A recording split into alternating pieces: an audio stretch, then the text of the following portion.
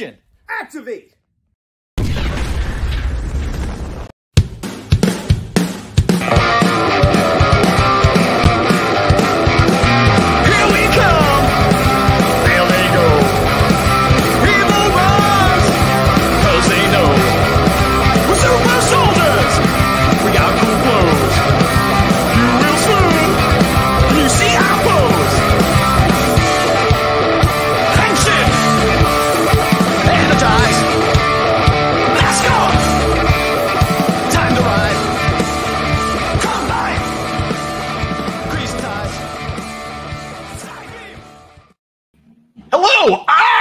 I'm straining my voice. I'm Gazbot.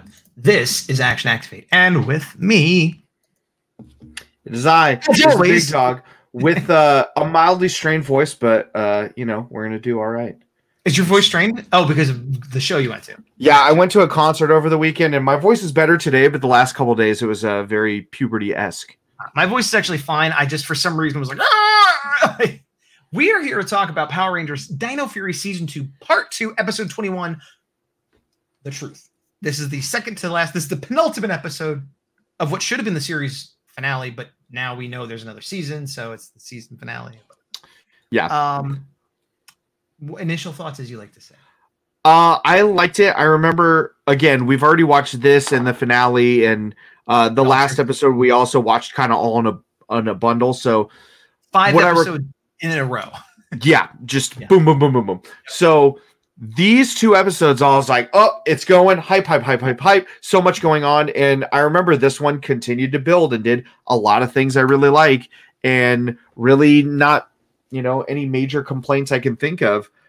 Same. I liked that it picked up like immediately after the last one too. Not even like, well, immediately after, but on the other side of town, it's like Pop-Pop's like, oh, you're an alien. Here's the truth. She's like, what are you saying? And then like, okay, here's what he's saying. Here we go. Speaking of the truth, she's an alien. Yes. And we find that out here, although it was spoiled for many people, including myself. And I. And yeah, so we see the flashback. I like the de-aging. And it's like, I wonder if it's a thing where they cast an actor that's like 50. And then through most of the show, they try to make him look like he's 70. And then in this scene, they try to make him look like he's 30. Like, because they did a good job aging him both ways. And the color of the beard helps a lot and stuff. But like, yeah, I don't know if they use CGI or whatever, but like, yeah, he looks much younger. It's believable and not bad either. Yeah, it was a reasonable thing for sure. I like here we get that backstory in a lot of stuff. If somebody wants to check the work, they're welcome to do so. I'm not asking anybody to do it, but I believe when we were talking about our thoughts earlier on with Void Knight and Santura, I might get a Ninja Steel point here for saying that they're from RAFCON. Okay, you might. I also might, and most of the internet too. So you may have said that, and it may have been correct. I don't think that deserves a Ninja Steel because apparently everybody had that theory. You know what I mean? In season 1? Okay, I don't know. I'm not going back and looking through those episodes. So I might. I'm not saying I will, but I might. Okay. But it was cool seeing that. I think more people thought that. Am I an idiot? Is this a different actor? I think it might be a different actor, and this shot makes me think it's actually just. I think it's a completely different person at this point, but you know, good on you. But I think more people thought that the 2 of them would be her parents as opposed to everybody's from RAFCON. Gotcha. Okay. Yeah, maybe that. Okay. I'm gonna pre-point, and I'll take it away if somebody proves me wrong. Okay, pre-point. But then she's like, I think I just saw your life, the past, and then whoop, and I like that they explained that like this is something that doesn't happen naturally. You have to work at it. And Ion's like, oh, that's me forever. And I'm like, that's appropriate for you, Ion. But in times of stress or whatever, it can just happen. And I also like that it was like, in case there was any doubt of like, was this a false memory? Did he misunderstand? Were the babies switch? It's like, no, Antenna, she's an alien. And it also explained because it's not something that normally happens without training. Because my thought is like, how is this the first time this has happened? It's like, oh, it's not like breathing. It's something you got to work at. So the one thing that I saw on Twitter that is a mild plot hole is if you go back, I don't remember the episode name or number, but Amelia and Zato switch bodies. Why is Zato not being like, this feels very Ravkonian, bloop, or like no, like reflexively even reading a mind? Like none of that happened, and that's a little plot holy for me. I remember that episode. Did they have civilian shenanigans, or was it all in suit? There was definitely civilian shenanigans, because on the flip side, when she was in Zato's body, she tried to do the antenna and couldn't because she didn't know how. So right there, I'm like, oh, now. I'm going to give you a Ninja Steel for that. Assuming you're correct. That is a much more impressive Ninja Steel. Because that's, yeah, okay. Good call. And you could chalk it up to like stress or not figure, you know, like there's ways you could excuse it, but that is a really good point. Yeah, shout out to I believe it was Julian Doe on Twitter. He's been doing a lot of hot takes about his reviews, and kind of like as he's watching them, he's posting things, and that was one that got brought up, and I went, okay. I almost, you know how much I've been talking about Bluey because of all the New Zealand things I've been learning, or Australian things. I almost talked about fan theories of Bluey. Like, did you hear the other? Like, because I'm just, you know, Bandit's dad might be dead. I'm just saying that could be true. I do love Bluey. I don't watch it as frequently as you. I don't have the same reasons, but I definitely will catch up someday. Apparently, and again, Bluey is a kid show from Australia about a bunch of dogs, but it's a very good show. And there's like groups and Twitter and TikTok and stuff like dedicated to Bluey. And it's not just what you'd think, like people going like, I love the animation, or my kid loves it. It's like, we're analyzing, it's like the Bluey iceberg. You know what I mean? It's just, they're just going deep on it. And there's all kinds of stuff that I'm like, oh, this kind of makes sense now that they pointed out. Like, it's just, oh, yeah, they are criminals, right? Like just all kinds of weird stuff. But anyway, back to Power Rangers. So when she finds out the truth, she's like, I got to go to Area 62 to figure some stuff out. Right. Well, and because Pop also, they have to go, and he pretends to be more sick than he is. So, we're getting ahead of ourselves a little bit, so that she has a reason to stay behind. Yes. One thing I want to say, though, go back like 2 10-second things. The CGI antenna, despise, but they're a necessary evil, and I get it. The physical antenna, I actually don't mind as much the more we've been seeing them. Didn't you? I feel like you used to have the opposite opinion. Yeah, because they would do it really inconsistently with Zato. Mm-hmm. And now that they kind of got off he needs antenna all the time, I like it better. And again, the only reason that both of them have their antenna out is in solidarity with her, I guess. Right. But I'm glad it's a thing. Like, we acknowledge you guys are aliens. We don't need these out all the time. Please stop. Right. Well, and I think when it's done best, which is how I feel about all CGI and practical application, is when they do it together. When it CGI's up, and then in that moment, it transitions. This is how I feel when they use the antenna too much. Their faces. Oh, I thought I was supposed to read your mind. I was like, am I supposed to read your mind? Okay. Do you have antenna? Maybe you can. Oh, that's a fart. Okay, moving on. I love Pop though. This is just another reason I'm like, Pop's a real one, man. And we had already previously said that, like, as far as comedic characters go, you know, he's okay. Sometimes a little over the top, but he's got a charm to him. And the fact that, it matters. And this, like, he's there. He's comic relief, but he's integral to the plot. So that, like, forgives a lot of the other stuff. Pop, Jane, and Jayborg are perfect examples of Pop. When we first met him, I really did not like him. Mm-hmm. Because they used him as that over-the-top gag. Like, I won't forget the episode where... The monster one? Yeah, where Ollie at the end gets a bucket on his head, and then he rolls down the street, and then a hose hits him, and it's all this dumb hijinks, whereas, like, Pop right here is like, hey, I'm saving people. Yeah, I'm getting these alien warriors on our side. Yeah, I'm pulling, you know, a little fib to help my, you know, surrogate granddaughter, daughter, whatever. That some of his goofiness is like bluster to cover up the more serious stuff that he's seen and gone through. Like, I don't really want to dwell on my past. Let's just have a good time, kids. Hey, Bubbles. Like, you know, like, yeah. This is interesting though, is seeing Jane do like a PSA about what's going on. Right, being serious. Yeah. Although it is funny too, because Buzz Blast, you get the impression they're like I'm trying to think. BuzzFeed. But I mean BuzzFeed, I guess. Which obviously is what it's supposed to be, but it is like the equivalent of them being like, okay, here's the deal with the war now. It's like, Okay, fine. She's a By the character way, in the show. get your medicine ball elastic band exercises in and learn how to make flarkin cake this Tuesday on our live stream. I saw a thing.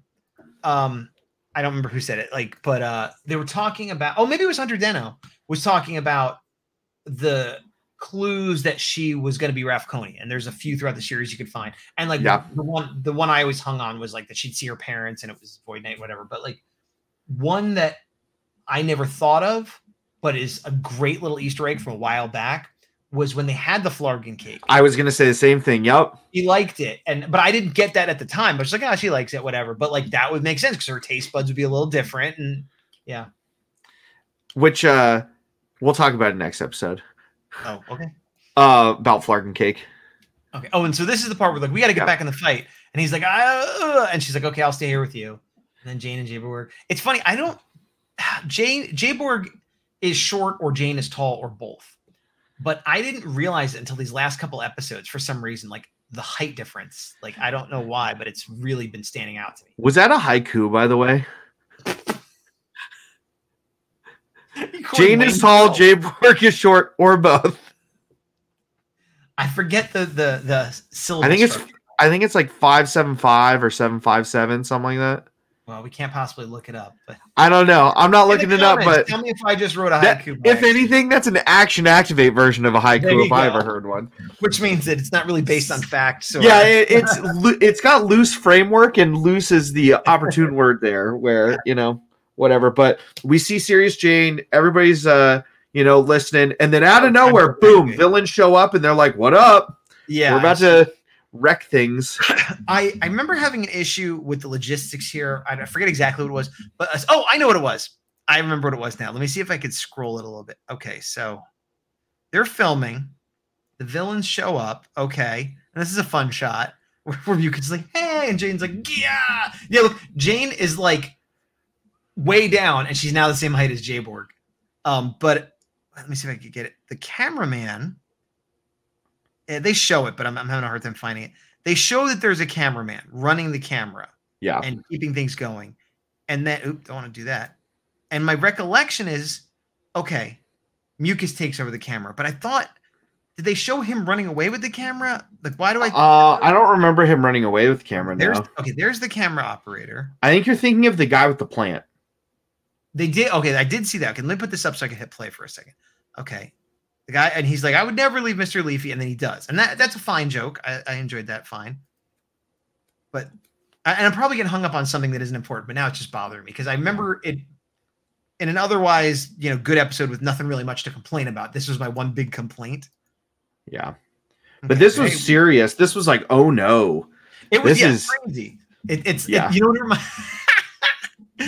what it reminded me of. Did you ever see Red Dawn? Yes. Which one? Well, I just realized I didn't see the new one, the 80s one. Yes. Okay.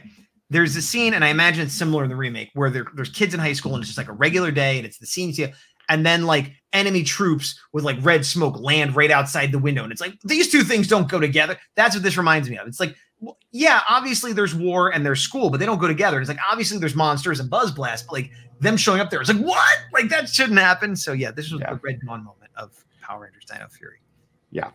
Okay, so everybody starts running. Everybody's running. He leaves his plant. Sorry, good luck, Mr. Leafy. No, you saw the boom leave. You didn't see the camera leave. Oh, okay. That's it then. I saw the boom leave.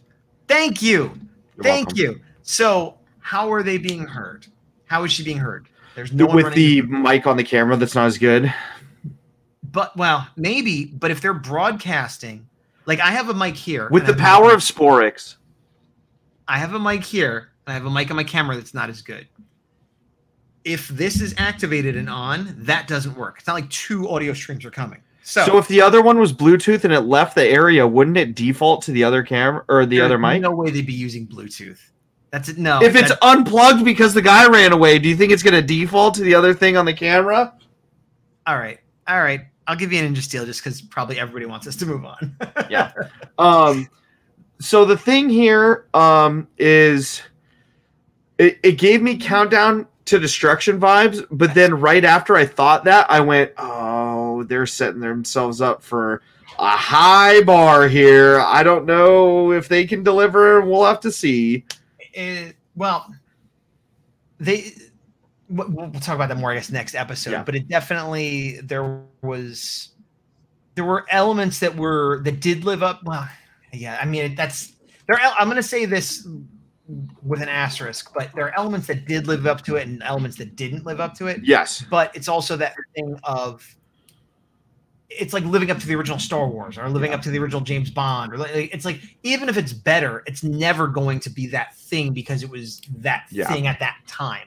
So but so in terms of the spectacle of the final battle and stuff, you could argue there are things, but in terms of like the town rising up and everybody coming together, there wasn't really that moment. But it reminded me when she's like, and go Sporks. I'm like, how? I know you got these Ravkonian warriors. I don't know what MacGuffin energy they run off of, but like, come on, y'all. There's a lot of Sporks. It's a lot of Sporks. And then this is where they see, because we cut to the Rangers fighting some Sporks beasts and Ravkonians. And then you see them just float up and fly away. They're like, we better follow them. And then equally weird, seeing all the Rangers in full regalia and buzz blast. Like, oh, okay, that's... And then serious business. Yeah, and then they see Mucus with this big cocoon thing. And I forgot about this part, that Mucus touches it and it basically evaporates her. And presumably because... Well, doesn't it absorb her?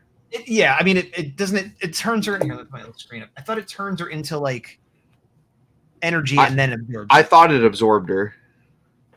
This is... Yeah, it absorbs her, but I guess... Oh, no, then there's her Sporks. Turns her into a Sporks, and then that sucks in. Yeah. Which brings me to the point.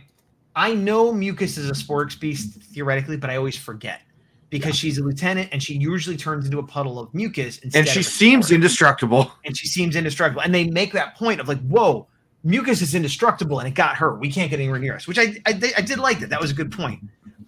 It also brings up questions, spoilers for the next episode. Yeah. We know that Mucus survives. We don't know how. Because if all the Sporks beasts survive, then we should but yeah, they don't really explain that. I'm okay with it because it was just a little gag, but it is, I would have liked it better. It is a little plot holy. It is a little plot holy. I would have liked it better if we didn't see her turn into a Sporks and she just got sucked in. Then we could assume, oh, well, she's just a puddle of mucus like she always is, and she comes back like she always does. But yeah, the fact she turned into a Sporks weirdly bothered me. Yeah. So now we're like, well, how do we destroy this giant energy cocoon? Definitely reminded me of End of Lost Galaxy vibes also. Yes. Like, is someone going to have to... Yeah. So that was kind of cool. Nice little throwbacks here and there. Back at the base. Again, I know they filmed all of these together, so they're not like, well, we're going to take off the antenna and put them back on. Whatever. That's fine. That's why I know they're on. Whatever. It's cool with me. I feel for everybody behind the scenes, so like pass for me there. But they kind of get this diagram going of like, what are we going to do? What's going to happen with this? And then they pretty much find out that it's like a Sporix nuke. Yeah. And I think, oh, right. And I remember now how the next episode begins, but we'll get into that. Yeah. Everything in a 30-mile radius will be vaporized. And then I forget what the second part of the plan is, though. Like Void Queen's gonna do this big nuke. Is that there's what's her end game? Is it just that, or was there? I think it's to like get to the bottom of the Earth. I don't remember. Full transparency, we didn't do our due diligence going into this, so certain things like that we don't remember. We remember the important stuff, not the minute. Well, and again, details of that. I get. Arguably, we should have watched these again. I guess is what we should have done. But like, I blame the fact that we had to rush and watch these episodes as fast as we can, so we didn't take notes and we don't remember as well as we could have. But so we didn't get spoiled. I'm a bad person. I am not a bad person, but I did the same things as Gazbot, the bad person. Yeah. So she gives a. I just realized what you were saying. Yeah. I'm a bad person for other reasons. We don't know. So she says goodbye to Ollie, gives him a little smoochie, and they all go off because she's got to help Pop Up. He's like, I don't really need help. Go find out about yourself. And she's like, oh, Pop Up, you're the best. Yeah. And then, he talks about the safe that he'd see before his little muffin break. So she's going to look for the safe, which should have files on her. And then she goes, and then meanwhile, here's that In motion, that didn't look bad, but this still shot looks a little wreckmate. Yeah. The one thing that I find interesting about this plan is kind of breaking it down more. They just went over. There's going to be a nuke that's going to wipe out the whole city, and Pop's pretty much saying, "I have a feeling everything's getting nuked. You should get the files on your parents, or you'll never know." Yeah, and it's like, I guess, but shouldn't you try to stop the nuke, not assume it's going to happen? Yeah. So, and again, he's on crutches, so he's like, "I don't know how I'm getting out of here, but whatever." Another thing that we talked about. I was thinking that he might survive in that base underground. Oh, I think maybe they said it would. I don't know if they said that, but that'd be my. Speaking of the base, remember when they talked about turning the base into a spaceship? If you shut your mouth, I can make you look smart instead of you saying your own thoughts. Wow, that was some aggression. I was literally going to tee it up for you. You know what that reminds me of? That reminds me of when you haven't done your laundry and your parents are like, do your laundry. And then you pick up the thing, you're like, I guess I'm going to do my laundry. And then they're like, would you do your laundry? Like, I was just about to do my laundry. Exactly. You literally have the basket in your hand. You're around the corner. Yeah. They ask you, and then you turn the corner like that. Yeah, that's the energy you just gave me. Exactly, because that's what it was. But we had talked about this more when we watched the last episode. But, around this time, maybe via text, I don't remember. They made this throwaway comment of, I'm trying to turn the base into a spaceship. Where's that spaceship action? Because we could use it right now. I think this would be an opportune time to maybe, put a couple important people in this nuke-free zone and float a little bit. Maybe go to Angel Grove. Who knows? Yeah. Also, the Refconians have spaceships. Couldn't they do something too? They have at least one. Actually, I thought they mentioned that the Rafconian ships were evacuating people, and that the park ranger was helping coordinate it. You're right. Woo! I am just tallied up this episode. You're a winner, baby. I am. I like this sword combo. I like it. I don't hate it. I don't love it. It's a little bit too. It makes me think Captain America. That's the only thing I don't like about it. I think which isn't really fair. Like that those colors get to be Captain America. But you mean it reminds you of Sam Wilson Captain America? It does look more because of the extra white. Yes, and the wings. And the wings. I didn't even think of that. Good call. No, but just the red, white, and blue in general. But yeah. Woo! It's kind of the same way Godzilla. The same way red and green make me think of Christmas, which isn't really fair, but it's just true. Yeah. So she puts on the radiation suit. She goes. Oh yeah, because that's the thing. He's like, we never could go back to that base because just crazy radioactive. Take my suit, and she's like, oh, good call. Also, I'm going to take this ghost net because sure. Because we had it the first episode, and it is. I don't know why it bothers me so much. It bothers me more now than it did in the first episode because it's like, they're figuring stuff out. It's just a plot thing to show that she likes ghosts, but it's like, So she keeps checking the Geiger counter, and she's like, oh, there's nothing here, and takes off the suit, which I understand for plot. You want to show the actress, you want to let her be able to move and whatever. But like, if I'm her, I just leave it on. Like, maybe there's no radiation here, but maybe there is over there. Like, what's the big deal? You're not. I think it's hard to hear, and like it's a little claustrophobic-y in there. I guess, but if I found out it was safe to not wear a plastic thing over my head that would make it hard to listen to, things popping out at me, I would probably take it off. Well, no, but theoretically, this is just an abandoned base. She doesn't know this is the villain's base, so she's not suspecting anything. And Void Queen is in the middle of Buzz Blast. So, like, then why does she have her Ghost Blaster thing with her? I don't know. I don't know. To be prepared. Anyway, but if you want to be prepared, like, she is not an expert in radiation. She has this Geiger counter from who knows where. I was with, like, you know why she took off the suit? This is why. Why? Because she knows she's making it through this episode and the next. You want to know why? Because she's the main character? Because she's going to be in Cosmic Fury! That was forced. That was very forced. Hey, you got to take your wins where you get them. All right, whatever. The point is, I would not take that off until I was 100% sure. Because, again, it might be safe there. Oh, so then the warden shows up. I really liked this part. I liked this, too. And I was like, what? Why would... I'm like, that's... Wow. And then it's like... And I like that he starts making up lies. He's like, because my phone... Anyway, I'm Sly there. Like, he just gives up. I feel like every time he wore the hat, he was a jerk. And they kind of like made that a low-key theme.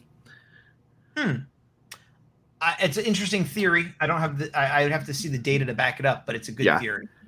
And because the first thing I thought about the first episode where I'm like, I don't like you. Another character that they did a great job giving him a redeeming arc, and I like now. Good job, you guys. Yes, very good. He takes out her morpher pretty quickly, which is a bummer. And without your morpher, you can't tell. Oh, because he's like, what are you doing in my base? She's like, I didn't even know this was your base. And he's like, oh, well, anyway, I'm going to destroy you. He's like, you're not telling anybody now. Badoop. Yeah. Cut back to these guys, and they're like, oh, by the way, we're just going to one-shot Wreckmate. Here we go. Boom. Amelia can't hear us. Wonder what's up with her. Badoop. Stock footage. Hey now. I don't remember Ollie's mom's at the base. I don't remember when she got there, but sure. Realized I don't have. Oh, no, I do have subtitles on. Okay, never mind. I think it's only when it's playing. Oh, is that what it is? Yeah. Okay, no more pirate. Oh, no more pirate lingo for us. I don't remember all of the jokes, but again, these last couple episodes, almost all the jokes hit for me. Agreed. Okay, what's up, Solon? And Solon says, bad news, got an alert. Amelia's morph is offline. Okay, so that's how they find out that she's in trouble. Yeah. She's destroyed, not offline. So there must be a difference between, like, we've lost communication and there was a huge surge or something. Yeah. And I like that we're getting ahead of ourselves. Good fight. Really good fight. Good civilian fight. She acquits herself well. Isn't winning, is just sort of holding her own, which is like kind of what it should be. Yeah. And then they teleport in because they figured out where she is. Which makes me wonder why she didn't. Well, I guess they homed in on her, whereas she couldn't home in on anything. And they go, here's an extra morpher, which, sure, why not? Like, sometimes it's a weird look where they get it, but you see they have equipment everywhere, and Solon's, like, making stuff. So I totally buy that they have backup morphers. Similar to Grid Battle Force. It wasn't weird. That they because it's a thing. She didn't have her key. She just lost her morpher. And then they're like, here's the apparatus. The key's what charges it. Go for it. Yeah, and I get the impression that the key is like bonded to the person, and that's just it's like having a key to a car. Like that, there's just another. Well, that's a bad analogy. It's like the energems. Like the energems. Sure, there you go. Oh, he's here to replace the Dino. Tell us next time. And then he's like, henchman, and they have another cool battle, and then they bring out the Dino Knight armor. Yeah, definitely good stuff there. A lot of it, I assume, is Sentai footage, just based on the lighting and why the henchmen are there and whatnot. But especially because they went to the base, which we know is American footage, but it's all in this sort of parking deck looking place underneath the base. So it's like, oh, okay, that it's not in the main base room. Right. Yes. What if I hadn't ducked? Fair point. The sign is yeah. There's good jokes here. There's good jokes. Yeah. So all this good stuff. Now I love this. I can't. Just like we saw the bad guys in Buzz Buzz, I love seeing the heroes just like, I'm going to sit here. And this certainly looks like an evil lair. Because wouldn't you do that? Of course you'd go sit in the throne and goof around, Yeah, this part was cool. And again, since we know it's American footage, it adds that kind of element of like, I literally have no idea where this would go because it's not predispositioned. What? Predispositioned based on like Sentai. One of those. Something. You could be predisposed to believing something. I'm predisposed to have a negative opinion of. They're predisposed of having to follow a Sentai episode. If they use a Monster of the Week, they're predisposed to use that footage to tell the rest of the story. I feel like this is a thing where you're kind of technically right, but people don't use it that way. That's fair. You had me at the first part. Okay. Technically right. The best type of being right. Exactly. Okay. So right here, she finds the convenient safe she needed. Yeah, just right in there, but it's empty, so it doesn't matter. Then she gets shot with her own net. Which is why the net gun was there. What do you think this is supposed to be? Is this supposed to be funny? Is this supposed to be like, I can't believe they got her with her own net? What were they going for here? Because I wasn't sure. Ironic? I don't know. That's what I'm afraid of. Yeah, I didn't. With all the power and weapons at her disposal, like the Void King, rather, why? I don't know. That net gun. It didn't work for me. Whatever they were going for, it didn't ruin it for me. But it's like whatever they're going for. So clearly everyone's in danger because Void King is back. Then we cut to the rest of the fight. The Rafconians are kind of doing their thing. Oh, this is the flashback. It skipped the 10 seconds. Yeah, he gets memories from her because she's like, hey, I'm your kid. He's like, no, you're not. And she's like, yeah, I am. And we talked about this. The power of love is going to break this. Yeah, and it did. But I like that it wasn't just the power of love. It was the power of Ravkonian telepathy, of like pushing the thoughts into his head. And she sees what happens to him from a different point of view. Yeah. And then he kind of sees the whole story from her point of view and how Pop-Up, he honored his promise, and he did raise me as his own. And so he's convinced. I actually don't have a problem with this. Like as much as we made a joke about the power of love, the fact that she has telepathy and can now make him see it, that makes it okay to me. Yeah. We see both them. We see, how we did all that. I still miss that suit. Yeah. I think we talked about this like, oh, okay. So we don't see how he corrupted it and turned it into the suit exactly. My guess is that he found a key and was able to just like force of will make it work for him, but he like had a tarnished soul, so it came out evil. That doesn't bother me as much as it bothers you, I think. What bothers me is they had this, for lack of a better term, magic sword and weapon and all this stuff just hanging around there. Like, and he's Ravkonian, but he wasn't one of the knights. So how did they have a Ravkonian knight there? Like, I always assumed he was a knight back in the day, but that's not what they're saying. So this would make more sense if we know Zato's on Earth. Mm-hmm. What if this was Zato's and he found it, and then Solon built the other stuff back up because she couldn't do the Dino Knight thing, but she could do that because that was a specific thing and one of a kind and yada yada. That works. That would be a reasonable headcanon if they made it a thing. Also, if the whole reason that he needs Sporix is to power the stuff and he realizes that sporks are powerful, it would be great if they gave him one of those CG sporks there and he forced them and everything turned purple. That'd be awesome. It'd be really easy to do. Wait, you lost me. So right there we see that he finds the Dino Knight Morpher and the sword. Yes. We don't know how it turns purple or how he turns into that because he doesn't put a key in or do any of that stuff. You shove a Sporix in it and there you go. You just put, if he had a Sporix and just went to power it, and then that's why he's the way he is, fine. Right. Oh, okay. I agree with what you're saying. I thought you were saying something bigger than what you were saying. No. Okay. Yeah, that would work. I'm a little disappointed in like brushing over those little details that I don't think would have been too hard to just give more depth instead of, and it just is. That's why we did the things. I don't disagree. It wasn't like horrible, but it could have been better. Yeah. Exactly. And that's the only thing. I want to take a moment since we talked about like things offline about negativity, where I am holding all of these episodes to a much higher bar now. Yeah. They've shown that they can excel, and they are excelling. And that's why certain critiques in this episode I am not letting slide, because they've shown like little things that we've said in other episodes where it's like, oh, they could have let that go, but they sprinkled in this one piece of dialogue and it's great. Oh, they referenced this thing. Awesome. Like missing those at this point, I think is a little bit of a fumble, which is why I'm pointing it out. I agree. I don't think it's a game-losing fumble, to stick with your metaphor, but it's not. Like I didn't ruin the episode for me, but it's one of those I'm like, well, it's also one of those things too, like, because we're generally pretty positive, but it's a critique, and we point out the things we don't like and things that could be better. But at the end of the day, we're watching every episode of Power Rangers. We're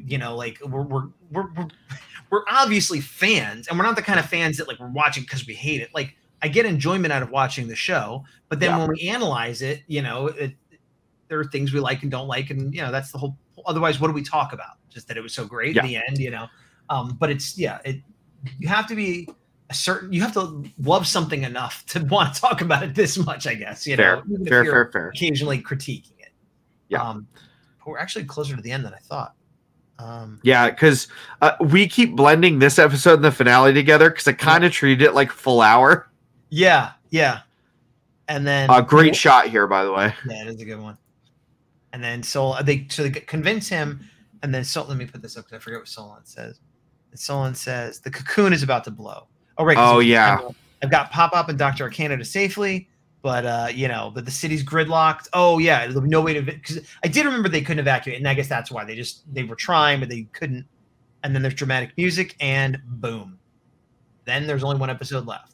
Yeah. And we were both very excited for that. That was, I think we were we were talking about having watched them, and then it was like late at night. I don't remember what time, like midnight or something. And like we both got on the phone on Discord and watched it separately, kind of like the way we did the old Beast Morphers episodes towards the end of the season, like you were talking about. And we talked about doing that, but we agreed. We wanted to do it to have fun with each other, but we also agreed that those probably weren't the best format for episode reviews. And the biggest problem, and we've said this before, in a perfect world, this show would be Power Rangers is playing and we're talking during it like Mystery Science Theater 3000. Yes. YouTube and Hasbro and whoever else don't like that, so we can't do it. If we did just a Twitch stream with no YouTube, we could probably do that. But maybe. I don't even know. Yeah, good. I mean, you could, because it's just there. We couldn't do playback. We couldn't put any ads, like nothing like that. I don't even think we need the perfect world of playing the whole episode. But when I was just playing little clips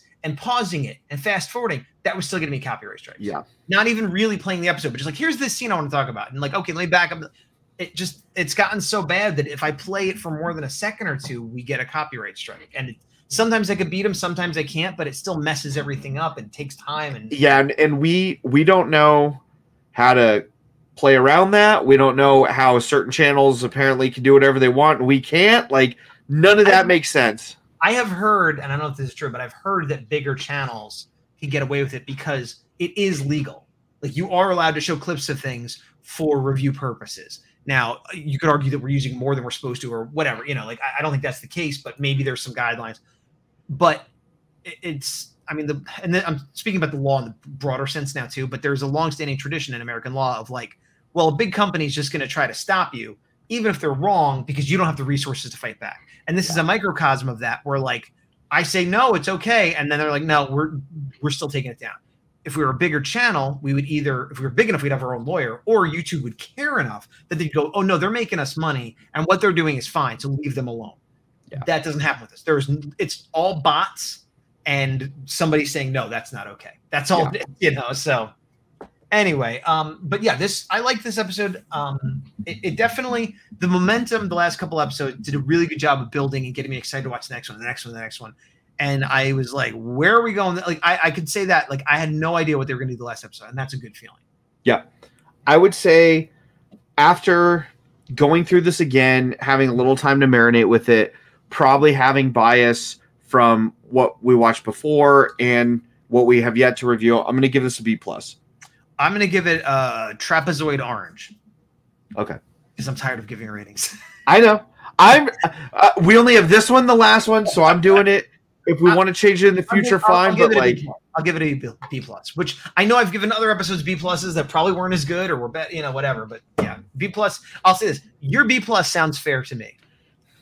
That's fair. But we are doing the last episode. Mm-hmm. We're not doing it today. Sometimes we've done doubles. We're kind of getting off that just because the dust is mostly settled and we kind of are taking a breather in that sense. That way we might throw in extra things like when I did the quick toy review, or you throw up a quick lot. Like, you're more likely to get other little goofy things like that if we're not feeling burnt out. Exactly.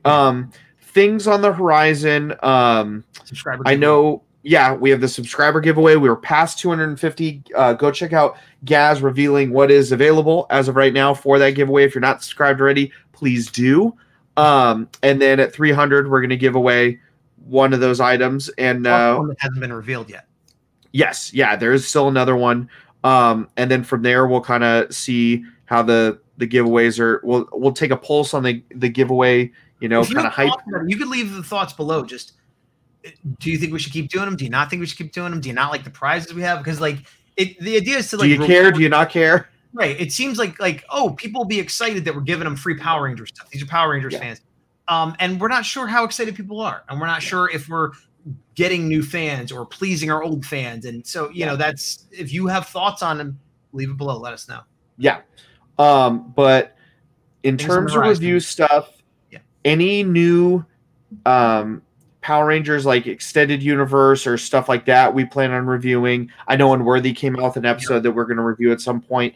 There is another Intitoku thing that we got to talk about offline that we're going to be doing for so we a review. The next 3 episodes are going to be the final episode, Dino Fury, and probably 2 indie toku things. 2 YouTube related YouTube channels. Yeah. So we know what the next 3 episodes are. Beyond that, it's a little bit up in the air. So. Yeah, if there's anything specifically that you would love to see, let us know. We're not saying we're going to do it, but we are open to, feedback and other than Mystic Force. Not saying that we won't do Mystic Force, but we've heard it. We know that suggestion. Thank you. Yeah. Yeah, Mystic Force and Overdrive are both ones that have been told to us, so we're aware of those. Anything outside of those, whether it's indie toku thing, another YouTube channel, tiered lists, whatever, comics, whatever, let us know. But until then, I've been Gazbot. Still the big dog. Operation Overdrive is my favorite season. It's not, I hit the truth button. To the power.